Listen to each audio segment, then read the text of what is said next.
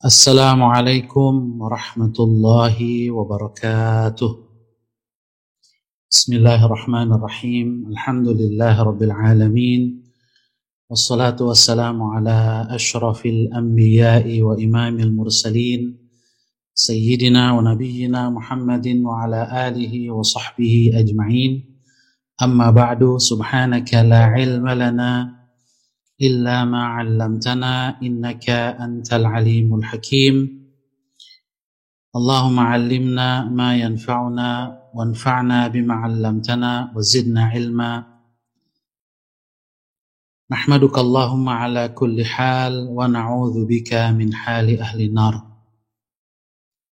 Bapak Ibu, saudara-saudari, para peserta ngaji online Kitab Riyadhus Shalihin yang dirahmati Allah Subhanahu wa taala, marilah kita awali pengajian kita pada malam hari ini dengan membaca Ummul Quran suratul Fatihah.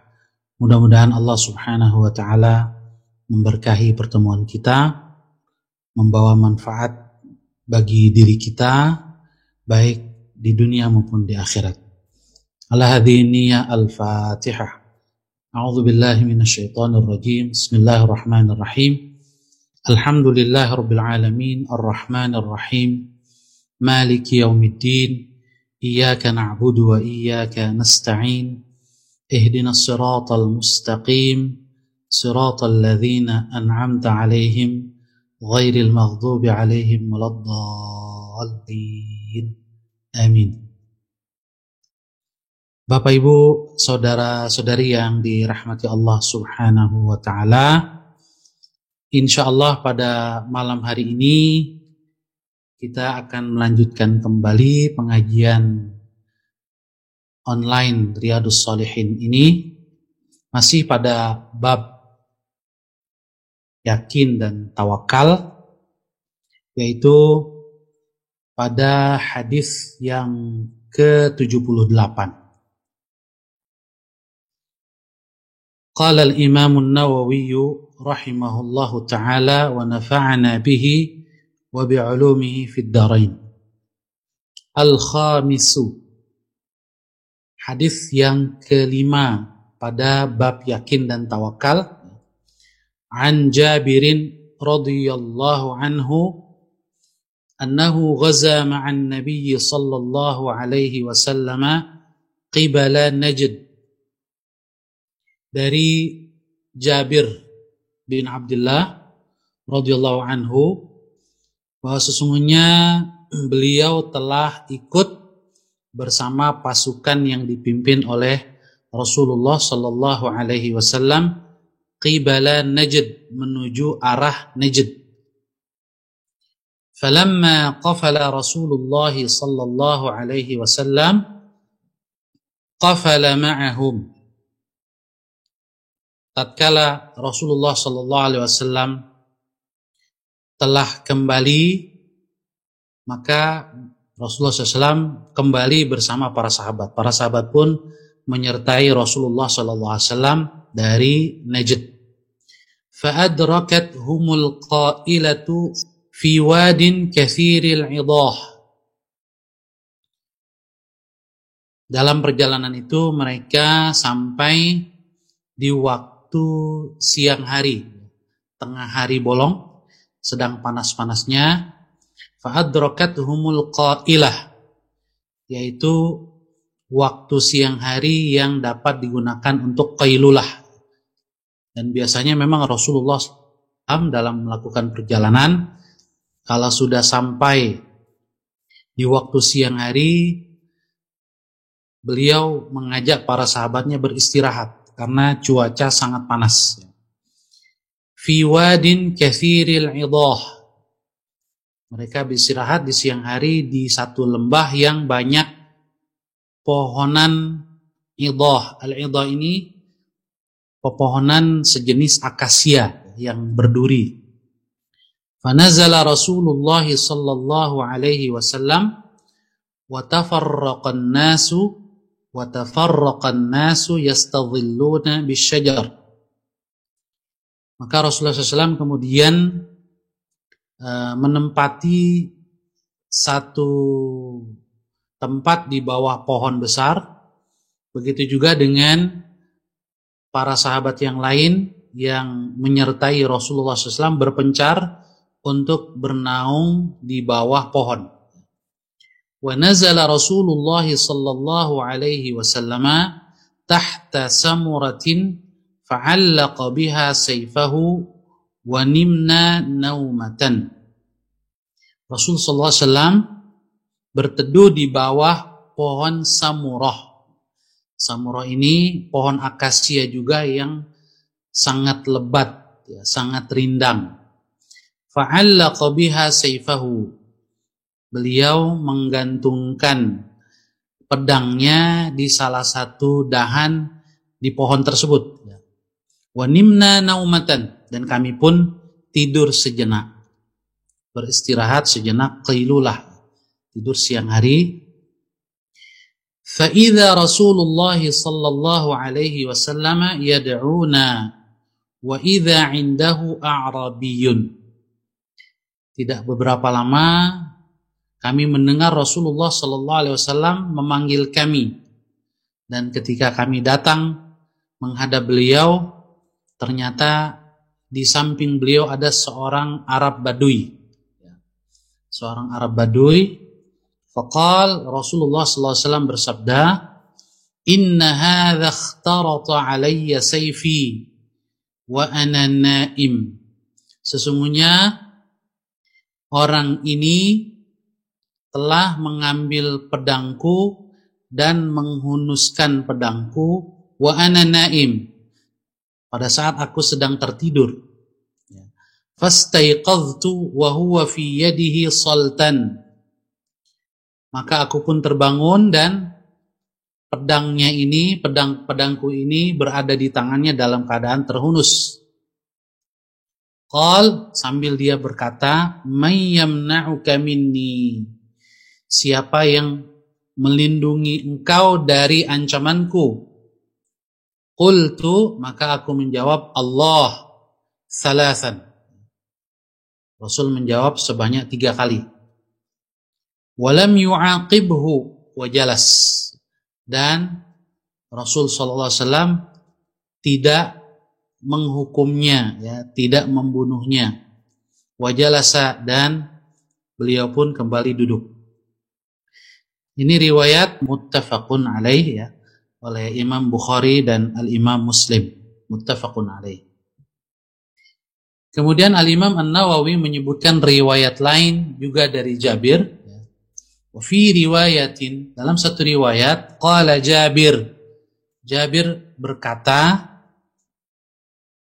ada tambahan keterangan dalam riwayat lain dari Jabir juga ini, di mana beliau mengatakan, kunna ma'a Rasulillah sallallahu alaihi wasallam bidzatir riqa'. Kami satu hari bersama Rasulullah sallallahu alaihi wasallam di satu tempat di sekitar Dzatur Riqa'.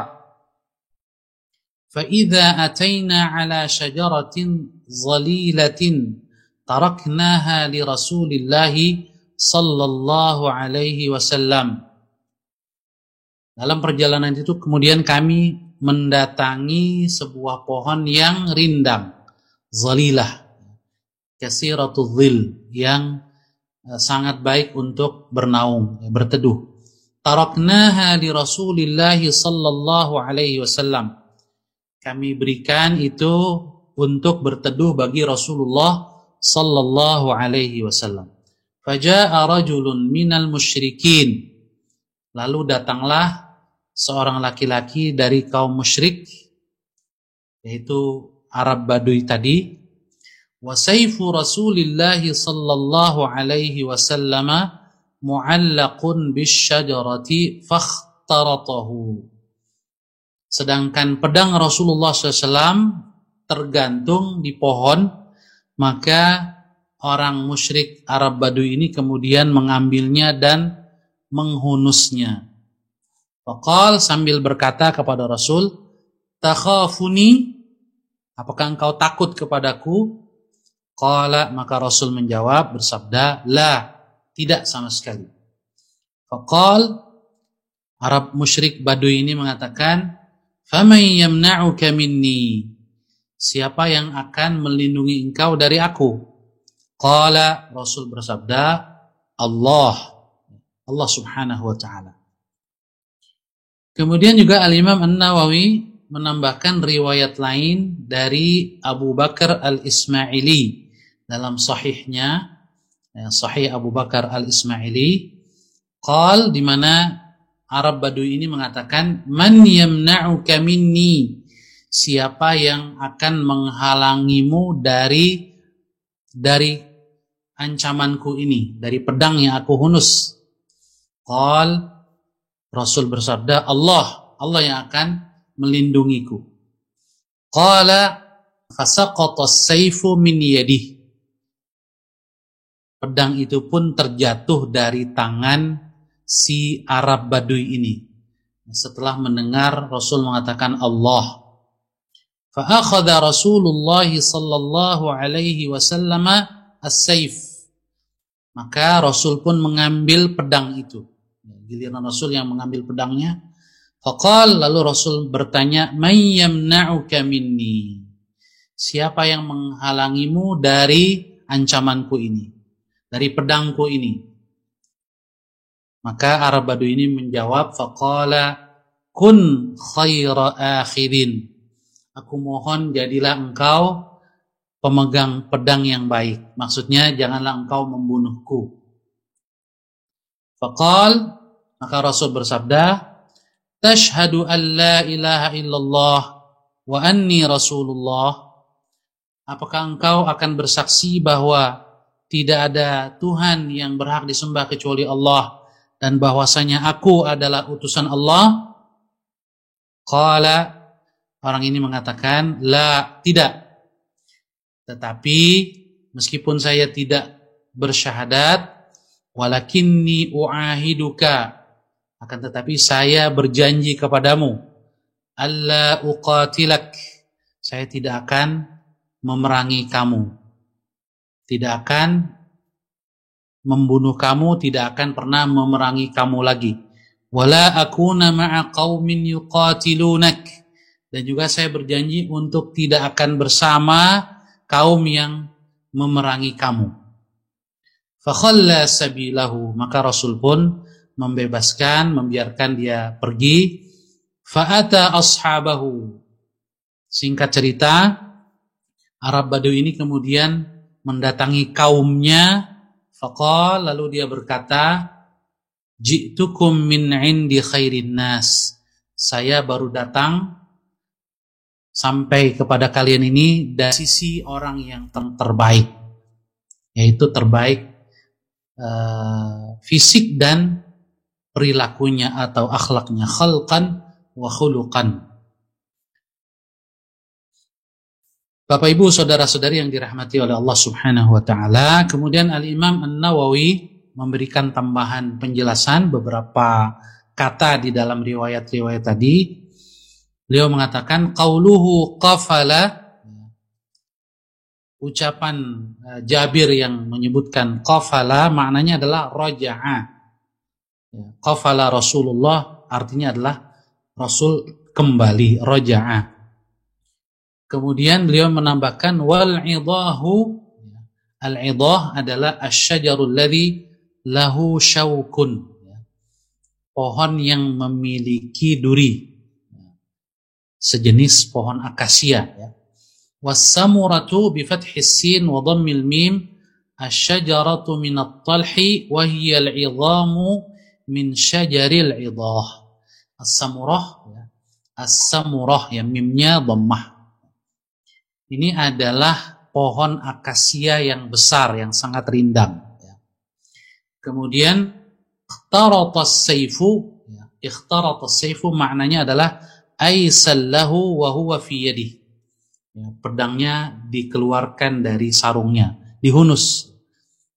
Menghunus pedang dan kemudian mengancamkannya kepada Rasulullah sallallahu alaihi wasallam sultan, dalam keadaan pedang itu terhunus, ay maslulan, wa huwa bi fathis shadi wa dhammiha. Bisa kita baca sultan, bisa juga dibaca sultan dengan dhammah. Shadnya dhammah.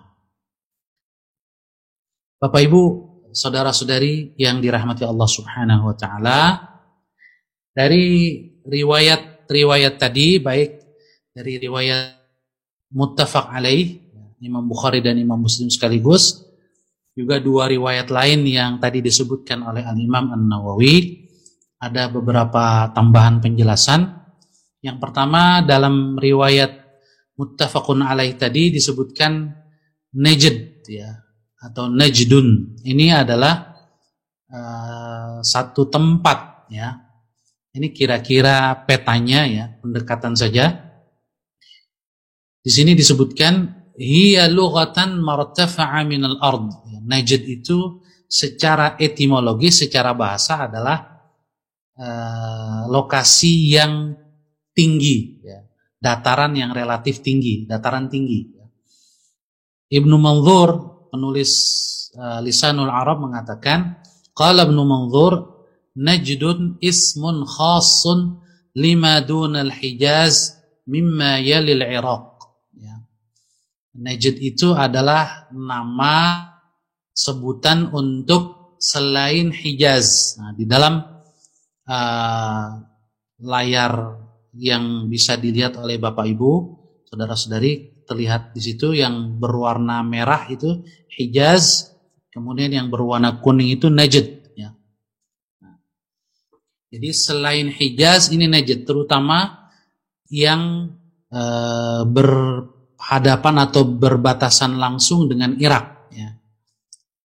Jadi kalau dari arah Madinah, ini arahnya kira-kira timur laut Madinah, ya. Timur laut kota Madinah. Nah, di Najd ini di wilayah ini ada satu kabilah yang memusuhi Rasulullah sallallahu alaihi wasallam, yaitu Ghatafan. Nah, di antara kabilah Ghatafan ini ada satu bani, ya, yang disebut dengan Bani Muharib. Bani Muharib ini salah satu di antara bani di kabilah Ghatafan. Nah, Arab Baduy yang tadi disebutkan pedangnya mengancam Rasul, ini dari Bani Muharib. Nanti kita lihat siapa namanya. Nah, peristiwa ini terjadi di dalam sejarah disebut dengan Ghazwatu Dzatir Riqa'. Pasukan perang yang dipimpin oleh Rasulullah SAW langsung, sehingga disebut Ghazwah, yang bertujuan untuk menyerang kabilah Ghatafan yang tinggal daerah Najd, ya. Nah, mengapa Rasulullah SAW melakukan penyerbuan di sana? Karena mereka adalah salah satu kabilah yang juga terlibat di dalam pengepungan Madinah pada perang Ahzab, ya. Begitu juga mereka sering mengganggu kaum muslimin. Dan Rasulullah SAW mendengar bahwa mereka akan menyerang kembali Madinah. Oleh karena itu Rasulullah SAW memutuskan untuk menyerang terlebih dahulu mereka. Maka Rasulullah SAW disebutkan membawa kurang lebih 400-an, dalam riwayat lain 700-an para sahabat Rasul yang menyertai beliau menuju ke satu tempat yang dikenal dengan Dzatur Riqa' di daerah Najd. Nah, kenapa disebut Dzatur Riqa'? Ada beberapa pendapat dari para ulama sirah, ya, para ulama sejarah, mengapa disebut Dzatur Riqa', pasukan ini, ya, Ghazwatu Dzatur Riqa' atau pertempuran Dzatur Riqa'. Yang pertama karena lokasi tempat Rasul melakukan pengepungan atau penyergapan itu, ada satu gunung atau satu bukit yang warnanya itu beragam, ya, warnanya berwarna-warni, ada hitamnya, ada merahnya, tanahnya itu, sehingga dia seperti riqa', ya, seperti kain yang ditambal dengan warna yang berbeda-beda, maka disebut Dzatur Riqa'. Pendapat yang kedua, dan ini yang lebih masyhur dan disebutkan juga oleh beberapa sahabat, disebut dengan Ghazwatu Dzatir Riqa' karena para sahabat Rasulullah sallallahu alaihi wasallam saking panasnya cuaca saat itu, padang pasir ditambah dengan wilayah Najd yang mereka tuju dalam perjalanan ke sana itu penuh dengan batu-batuan keras sehingga alas kaki mereka hancur. Alas kaki mereka banyak yang rusak, tidak bisa dipakai. Ditambah lagi bahwa dari ratusan pasukan itu kendaraan berupa unta yang dapat ditunggangi terbatas sekali. Sehingga diriwayatkan oleh salah seorang sahabat bahwa satu ekor unta itu bergantian ditunggangi oleh 6 orang. Ditunggangi oleh 6 orang. Artinya lumayan ya, perjalanan durasi jalan kakinya begitu lama. Sehingga membuat ya, kaki-kaki mereka ini luka-luka. Kaki sahabat Rasulullah SAW terluka, sehingga luka di kaki itu kemudian mereka balut dengan kain atau dengan apapun yang bisa digunakan untuk membalut luka itu. Nah, membalut itu disebut dengan riqa', ya. Yang disebut dengan Ghazwatu Dzatir Riqa'. Nah, peristiwa ini terjadi ketika Rasulullah SAW kembali dari Dzatur Riqa' ini, di mana kabilah Ghatafan ternyata takut. Ya, mereka tidak berani menghadapi pasukan Rasulullah Sallallahu Alaihi Wasallam yang jumlahnya sebetulnya tidak banyak atau tidak terlalu banyak, tetapi Allah dalam hati mereka rasa gentar. Ya, sebagaimana Rasul sabdakan di dalam hadis-hadis beliau, di antaranya beliau mengatakan nusirtu birru'bi masirata syahrin. Aku ditolong oleh Allah, dimenangkan oleh Allah Subhanahu wa taala dengan gentarnya musuh meskipun jarak antara kami dengan mereka masih perjalanan sebulan. Apalagi antara Madinah dengan Najd tidak sampai sebulan perjalanannya. Sehingga tatkala Rasul berangkat mereka sudah mengalami rasa gentar. Sehingga mereka menyingkir atau kabur dari wilayah tempat mereka sendiri, menghindar dari pasukan Rasulullah Sallallahu Alaihi Wasallam. Nah, saat Rasul pulang ke Madinah inilah, dari Dzatur Riqa' ke Madinah inilah terjadi peristiwa ini, di mana salah satu di antara kabilah Ghatafan dari Bani Muharib, ya, ada yang sempat bertemu dengan Rasulullah SAW ketika Rasulullah SAW sedang beristirahat di bawah pohon. Kemudian juga dalam hadis tadi disebutkan al-qailah.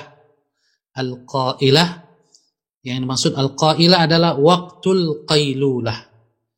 Ya, jadi waktu qailulah, tidur siang. Wahiyan naumu fil dhahirah, tidur di waktu zuhur atau di waktu panas terik.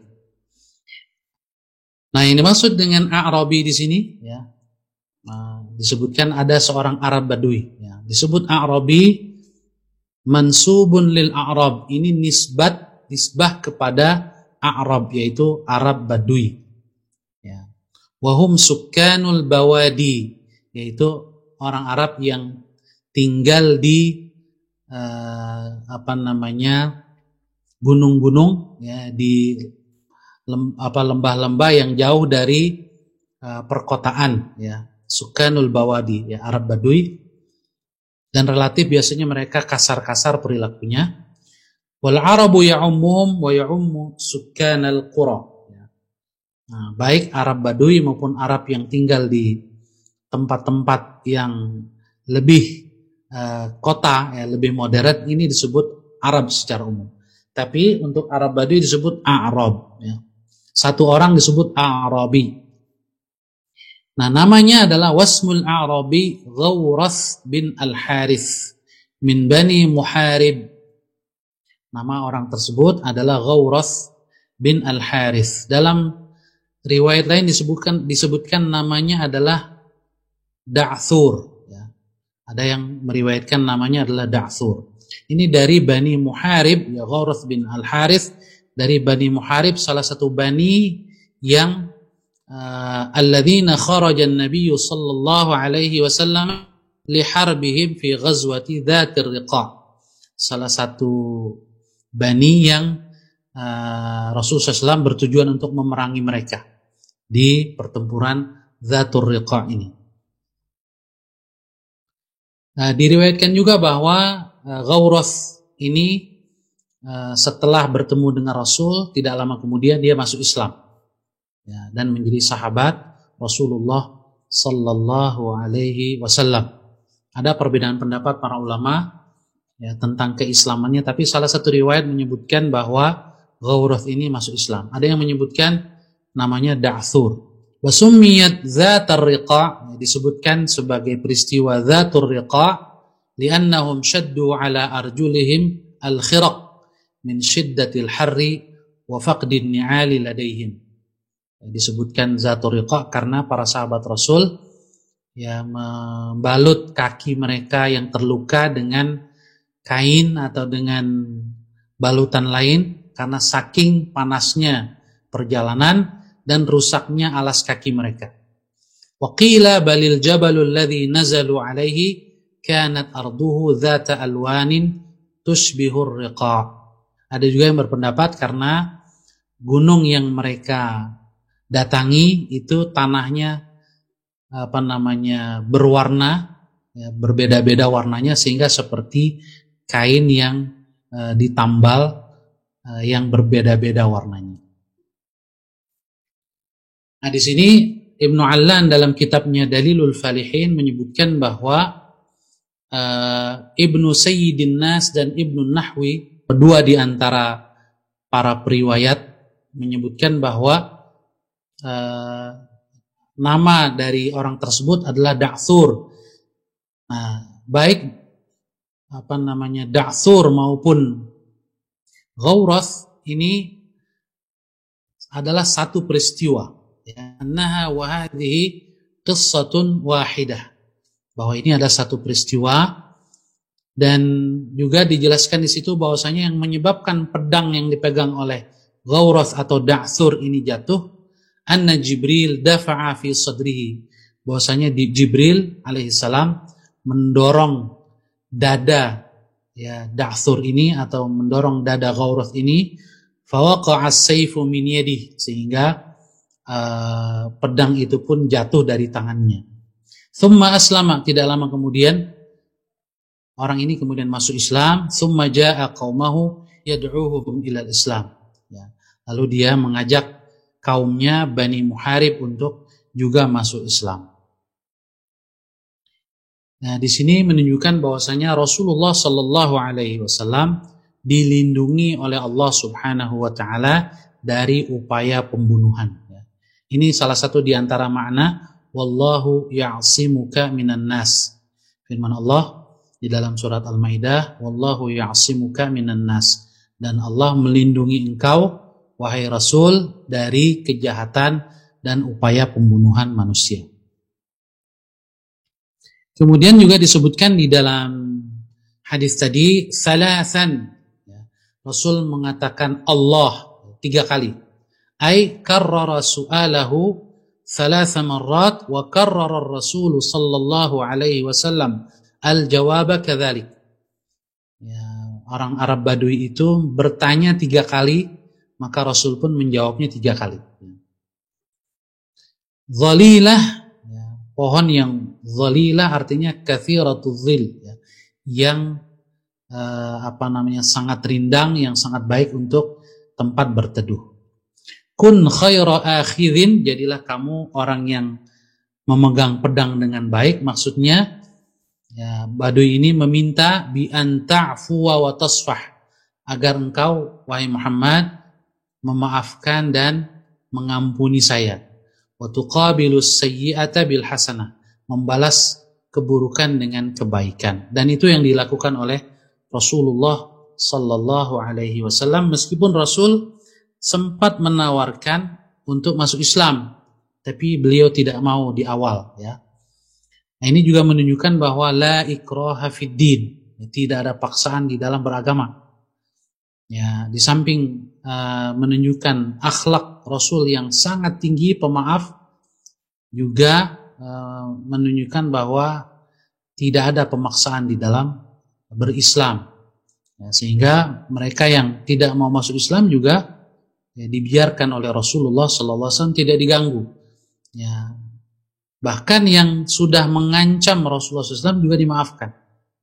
Dan ini akhlak yang sangat tinggi, sebab pada saat itu sangat mustahil ya seorang pemimpin, apalagi ketika diancam oleh seseorang lalu yang mengancam itu bisa dikalahkan lalu diampuni. Ini hampir mustahil. Ya, pasti akan dihukum mati atau disiksa. Ya. Tapi Rasulullah SAW merupakan teladan bagi kemanusiaan. Beliau tidak melakukan hal itu. Khalla sabilahu, beliau justru melepaskannya, membiarkan dia pergi. Manna alaihi, dianugerahkan kebebasan. Atlaqahu, ya. Fa'ata ashabahu, yang dimaksud dengan ashabahu di sini adalah kaum Badui tersebut. Ay qaumahu alladzina kana ta'aqada ma'ahum 'ala al-fatki bi Rasulillah sallallahu alaihi wasallam. Mendatangi kaumnya setelah dilepaskan oleh Rasul, ya, kemudian mengatakan ji'tukum min 'indi khairin nas.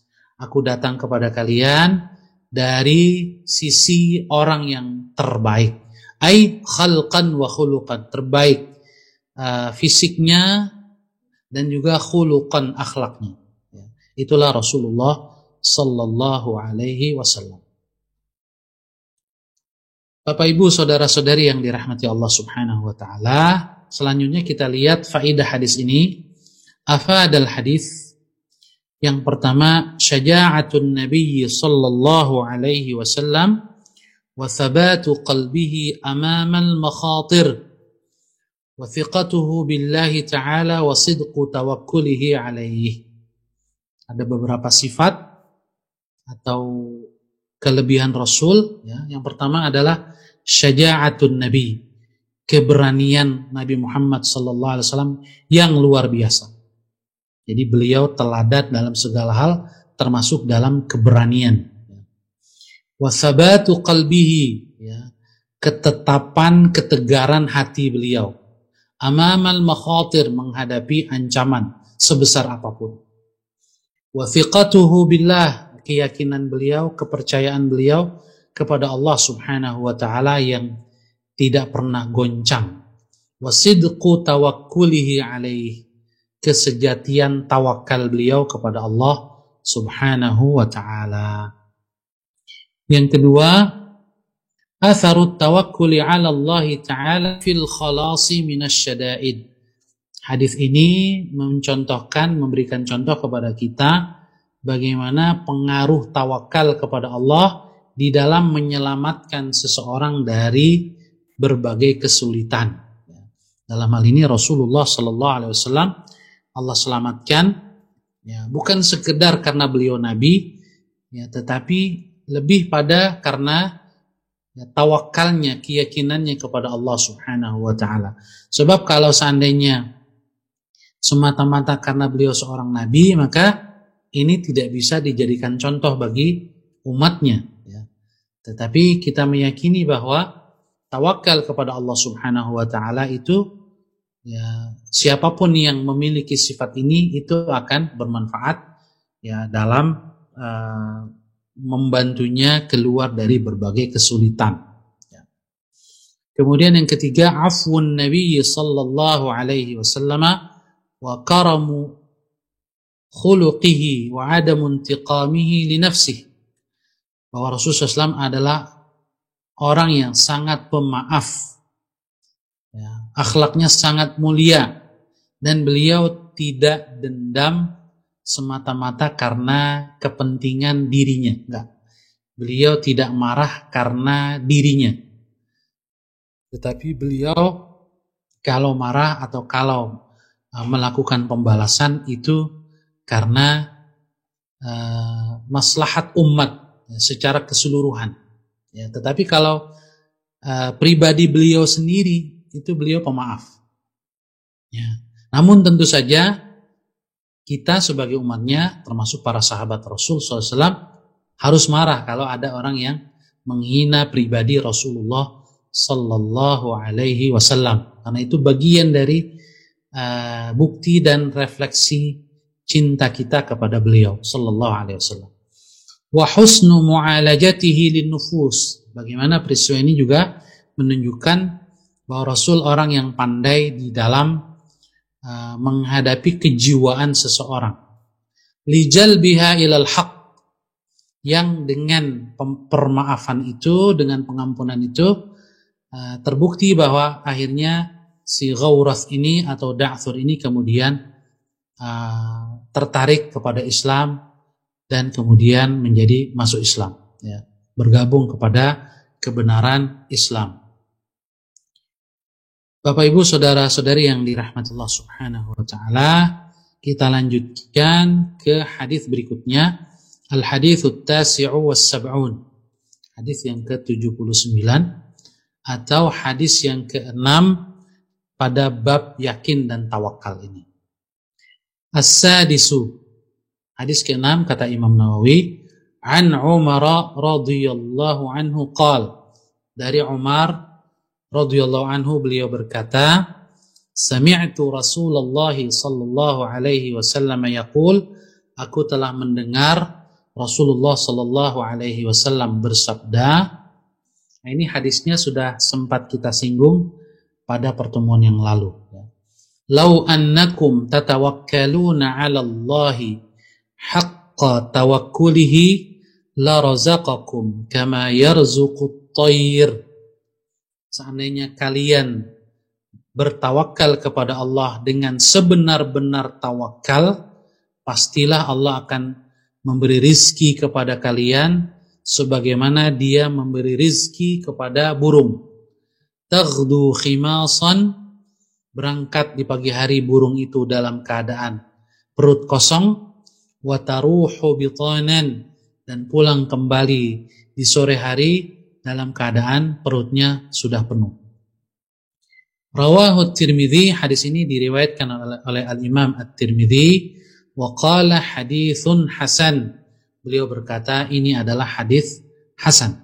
Ma'nahu, Al-Imam An-Nawawi menambahkan penjelasan, tadhhabu awwalan nahari khimasan. Yang dimaksud dengan taghdu khimasan yaitu pergi di pagi hari, di awal siang hari, yaitu di pagi hari maksudnya. Khimasan maknanya adalah aydhamiratal butun, dalam keadaan perutnya masih kempes, ya, temboloknya masih kosong, minal ju', karena lapar, ya. Wa tarji'u akhiran nahari bitanan, ya, kemudian kembali di akhir siang, yaitu di sore hari, bitanan ay mumtali'atal butun, ya, dalam keadaan perutnya atau temboloknya sudah penuh. Lughatul hadis, beberapa ungkapan di dalam hadis ini. Yang pertama, haqqa tawakkuli, tawakal yang sebenarnya, yaitu tasduquna fi i'timadikum 'ala Allah ta'ala fi sa'iri ahwalikum. Kalian betul-betul mengandalkan Allah Subhanahu wa taala di dalam setiap keadaan kalian. Maksudnya adalah hati kita atau hati kalian hanya mengandalkan kepada Allah, tetapi anggota tubuh tetap berusaha. Tetapi hati tidak bergantung kepada usaha, tapi full hanya bergantung kepada Allah Subhanahu wa taala. Itulah yang dimaksud dengan haqqa tawakkuli. Taghdu khimasan jam'u khamis. Khimas ini bentuk jamak dari khamis. Khamis maknanya adalah ad-dhamirul batni, perut yang kurus. Ai khaliyatul ajwafi minal qut. Maksudnya adalah temboloknya kosong dari makanan. Wataruhu bitanan, kata bitanan ini bentuk jamak juga dari batin. jam'u batin wa huwa al-'azimul batni. Maknanya adalah perut yang besar, ya, tembolok yang terisi penuh. Faedah hadis ini yang pertama, al-hatsu 'ala tawakkuli 'ala Allah Ta'ala. Mohon maaf ini kurang ya tulisannya. Al-hatsu 'ala tawakkuli 'ala Allah Ta'ala bisidqin wa yaqin. Hadis ini mendorong kita untuk bertawakal kepada Allah Subhanahu wa taala dengan sebenar-benarnya dan dengan penuh keyakinan fi kulli sya'nin minasyu'un, dalam berbagai urusan kita. Yang kedua, al-akhdhu bil asbab was-sa'yu fi talabir rizqi min sidqit tawakkuli 'ala Allah Ta'ala. Berusaha mengambil sebab akibat, ya, mengikuti kaidah sebab akibat, ya, berusaha untuk mencari rizki dengan usaha-usaha manusiawi, min sidqit tawakkuli 'ala Allah. Ini termasuk esensi dari tawakal yang sebenarnya. Justru kalau tidak berusaha, dia bukan tawakal namanya. Kenapa? Karena Rasulullah SAW di dalam hadis ini menyebutkan haqqat tawakkul, ya, tawakal yang sebenarnya itu seperti tawakalnya burung, ya, katair, di mana burung itu pagi-pagi sudah berangkat untuk mencari makanan, kemudian pulang sudah dalam keadaan kenyang. Begitulah kita dalam segala hal, ya, baik dalam mencari rizki, dalam menuntut ilmu, termasuk dalam menggapai hidayah dari Allah Subhanahu wa taala, harus ada usaha, ya, dengan menuntut ilmu, dengan bertanya kepada para ulama, ya, dengan berdoa kepada Allah Subhanahu wa taala dan seterusnya. Kita lanjutkan ke hadis yang terakhir pada malam hari ini, al-haditsus samanun. Hadis yang ke-80 atau hadis yang ke-7 pada bab yakin dan tawakal. As-sabi'u, hadis yang ke-7, an Abi Umarata al-Bara ibn Azib radhiyallahu anhuma qala, dari Abu Umarah, ini kunyahnya, nama beliau adalah Al-Bara bin Azib. Al-Bara bin Azib, semoga Allah meridhai beliau berdua, baik Al-Bara maupun ayahnya Azib. Qala, Al-Bara berkata, qala Rasulullah sallallahu alaihi wasallam, telah bersabda Rasulullah sallallahu alaihi wasallam, ya fulan, wahai fulan, idza awaita ila firashik, jika engkau menuju pembaringanmu, berbaring di pembaringanmu, faqul, maka bacalah, ucapkanlah. Ini Rasul mengajarkan doa menjelang tidur, ya, yang isinya penuh dengan keyakinan dan tawakal. Allahumma aslamtu nafsi ilaik, ya Allah, aku menyerahkan diriku sepenuhnya kepadamu. Wa wajjahtu wajhi ilaik, aku arahkan wajahku semata-mata hanya kepadamu. Wa fawwadtu amri ilaik, aku sandarkan seluruh urusanku hanya kepadamu.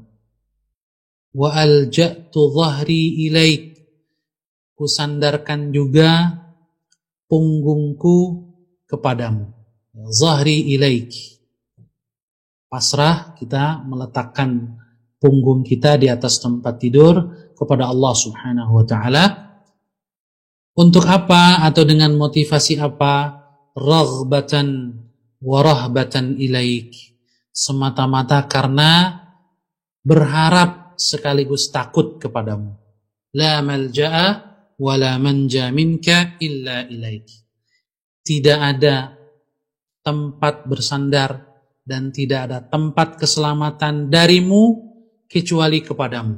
Maksudnya adalah tidak ada keselamatan dari azabmu kecuali dengan taat kepadamu, dengan mengharap ampunanmu. Amantu bi kitabika alladhi anzalt, aku beriman kepada kitab yang telah engkau turunkan. Wa nabiyyika alladhi arsalta, dan kepada nabimu yang telah engkau utus. Kemudian kata Rasul setelah mengajarkan doa ini, beliau mengatakan, fa innaka in mitta min lailatika mitta 'alal fitrah. Sesungguhnya engkau jika mati di malam itu, di malam harimu itu, setelah membaca doa tadi, engkau mati dalam keadaan fitrah, di atas fitrah. Wa in asbahta, dan jika engkau bisa menyambut pagi, panjang umur sampai di pagi hari, asabta khaira, engkau telah memperoleh kebaikan. Muttafaqun alaih. Hadis ini diriwayatkan oleh Al-Imam Al-Bukhari dan Al-Imam Muslim. Kemudian Al-Imam An-Nawawi menambahkan riwayat lain juga di dalam Sahihain, dalam Sahih Bukhari dan Muslim, dari Al-Bara juga dengan sedikit perbedaan redaksi, ada tambahan redaksi. Wa fi riwayatin fi Sahihaini 'anil Bara qala, di mana Al-Bara berkata, qala li Rasulullah sallallahu alaihi wasallam, telah bersabda kepadaku Rasulullah sallallahu alaihi wasallam, idza ataita madja'aka, jika engkau mendatangi tempat pembaringanmu, tempat tidurmu, fatawadda, maka sebelumnya berwuduklah kamu, wudu'aka lis-shalah, seperti wudukmu untuk melaksanakan salat. Thumma taji' ala shiqqikal ayman, kemudian berbaringlah di atas sisimu yang kanan, artinya jadi miring ke kanan. Ala shiqqikal ayman wa qul, dan bacalah, katakanlah, wa dzakara nahwahu. Kemudian Al-Bara menyebutkan doa tadi ya. Tsumma qala, lalu Rasulullah SAW melanjutkan sabdanya, berpesan kepada Al-Bara, waj'alhunna akhira ma taqul, ya, dan jadikan doamu tadi itu, ungkapan-ungkapan itu sebagai ucapan kamu terakhir atau akhir dari doa kamu yang kamu baca. Karena zikir-zikir atau doa-doa menjelang tidur itu cukup banyak. Nah, dan di dalam riwayat ini Rasul menganjurkan doa tadi sebagai bacaan yang terakhir. Selanjutnya Bapak Ibu saudara-saudari yang dirahmati Allah, kita lihat sedikit tentang tarjamatus sahabi rawil hadis, profil singkat sahabat yang meriwayatkan hadis ini, karena baru saja disebutkan dari hadis 1 sampai hadis ke-80 ini. Ini pertama kali kita bertemu dengan nama Al-Bara bin Azib ya. Beliau adalah Abu Umarah. Ini kunyahnya, Abu Umarah.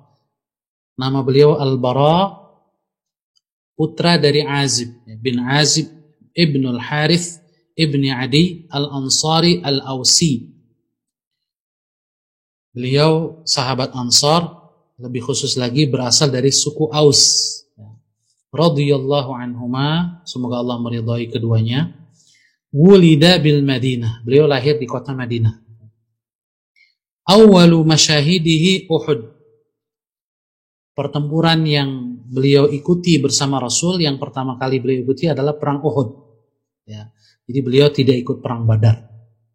Wa syahida bai'at Ridwan, kemudian juga beliau ikut serta dalam bai'atur Ridwan, bai'at yang diridhai oleh Allah Subhanahu wa taala dalam peristiwa Hudaybiyah yang diabadikan di dalam Al-Qur'anul Karim. Ruwiya lahu an Rasulillah sallallahu alaihi wasallam 300 haditsin wa 5 ahadits. Tercatat bahwa Al-Bara bin Azib ini meriwayatkan hadis Rasulullah SAW sebanyak 305 hadis. 305 hadis. Ittafaqa ala 22 haditsan minha.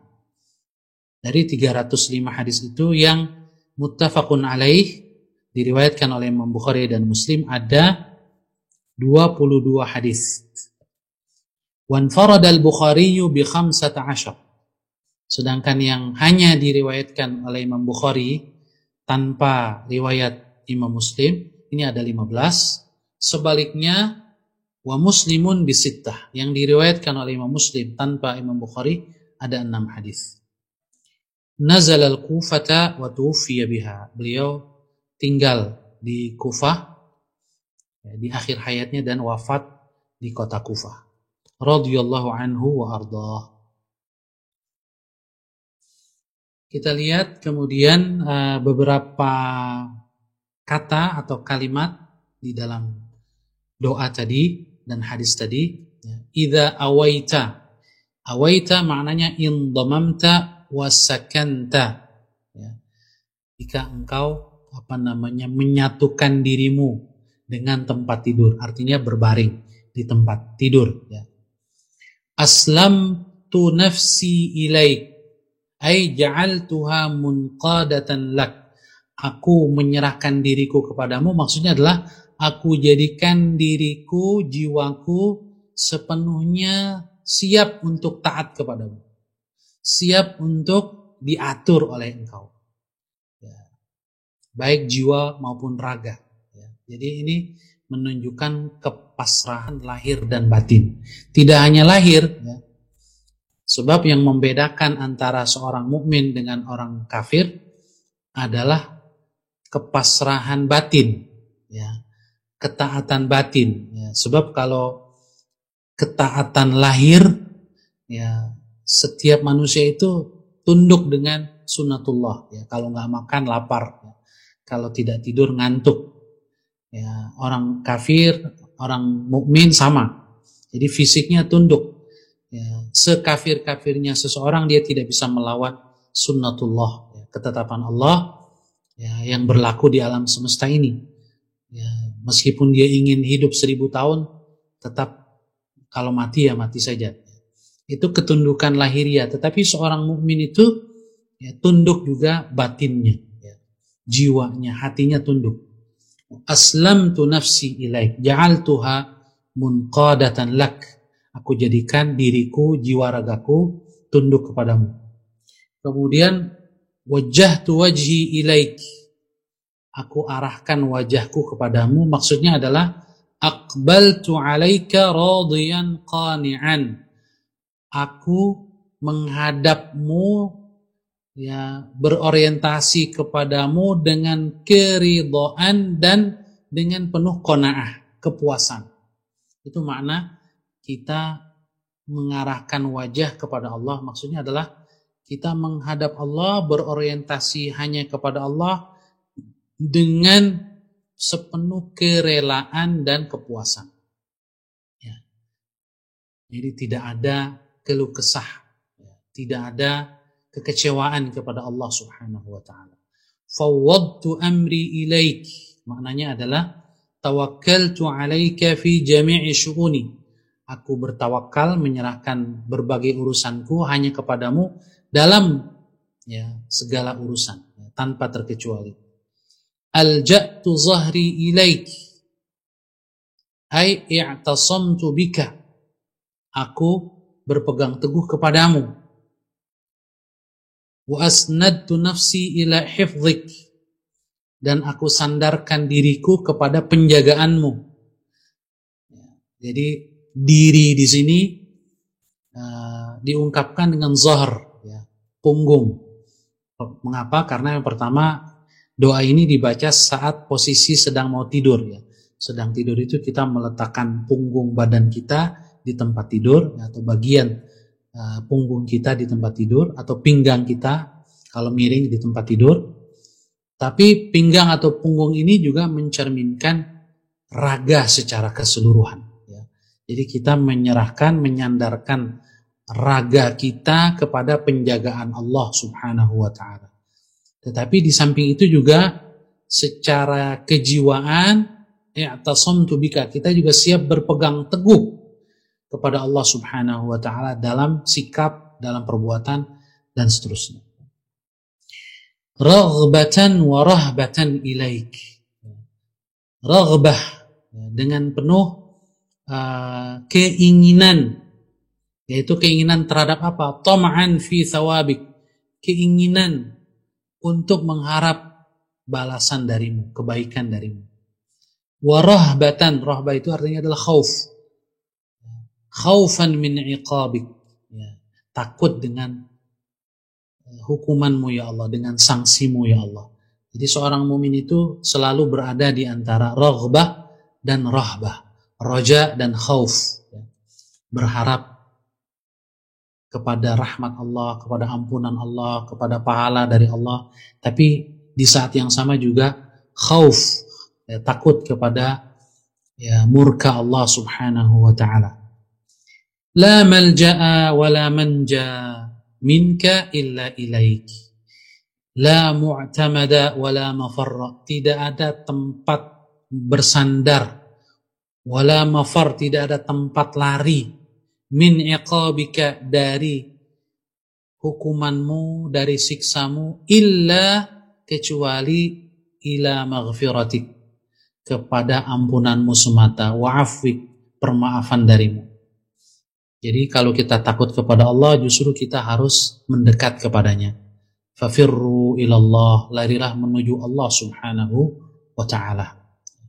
Amantu bi kitabika alladhi anzalt, kitabik ay al-Quran al-musaddiq li jami'il kutubil munazzalah, yaitu beriman kepada Al-Quran yang membenarkan seluruh kitab-kitab yang lain yang telah Allah turunkan sebelumnya kepada nabi-nabi sebelumnya.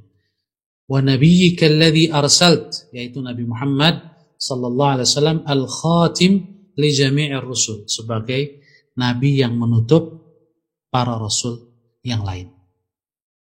Kemudian al-fitrah, ya, kalau kamu membaca doa itu, kata Rasul kepada Al-Bara, kalau kamu membaca itu, maka kamu meninggal di malam itu, kamu meninggal alal fitrah, di atas fitrah.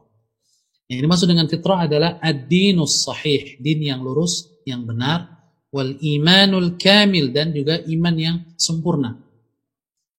Ya, itu maksud dari fitrah di dalam hadis ini.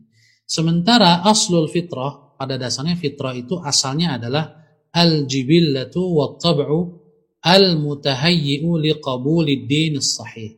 Fitrah manusia itu adalah jiwa atau tabiat yang telah Allah siapkan untuk menerima agama yang benar.